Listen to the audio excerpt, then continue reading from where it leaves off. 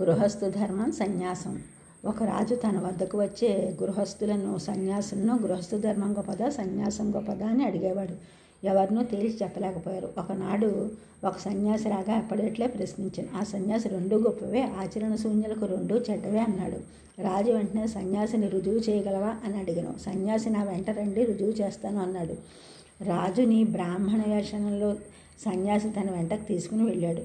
ఒకానొక పట్టణంలో ఒక రాకుమార్తెకు స్వయంవరోత్సవం జరుగుతోంది. ఆ స్వయంవరంని వారిద్దరూ చూడసాగిరి. వారి వెనకే ఒక సుందరుడు యువ సన్యాసి ఆ ఉత్సవాన్ని చూచుండెను. రాజు కూతురు సభలోని రాజపుత్రులనెల్లా చూచియు వారిని వరించక ఆ యువ సన్యాసిని మెడలో వరమాలు వేసెను. ఆ సన్యాసి ఆ మాలను నేలపై పడవేసి విసవిస వడిలిపోయాను. కన్యాదాతయ్యకు రాజు, అయ్యా, నా కుమార్తెను పెండ్లాడిన వారికి అర్ధరాజ్యమును నా అనంతరమును మిగతా రాజ్యమును ఇస్తునని కేకలు వేసెను.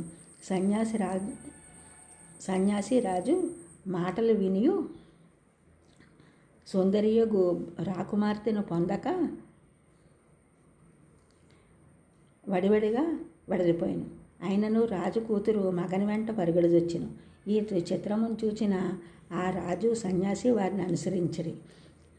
ఆ యువ సన్యాసి పొదల్లోకి వెళ్ళి మాయమయ్యను.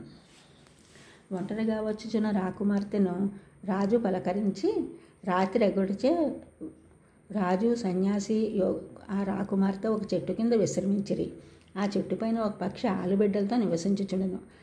అందరి మగపక్షి తన చెట్టు కింద విశ్రమించుచున్నవారు చలితో బాధపడుతున్నారే, వారి నా అతిథులు అని చెప్పి ఒక నిప్పు పుల్లను జాగ్రత్తగా కింద పడినట్లు జారవేసెను.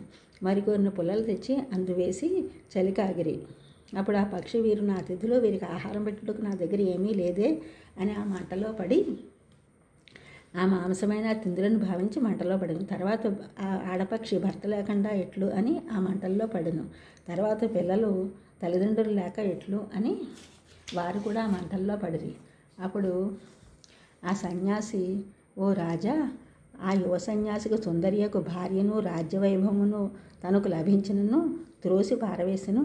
గృహస్థాశ్రమంలో ఉన్న ఆ పక్షి కుటుంబము అతిథి సత్కారములకు తన ప్రాణములనే బలి ఇచ్చింది.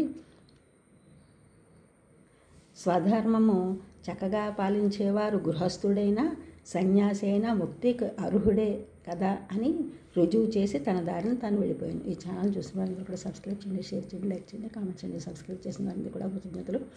షేర్ చేసిన వారు, లైక్ చేసిన వారు, కామెంట్ చేసిన వారికి కూడా ధన్యవాదములు.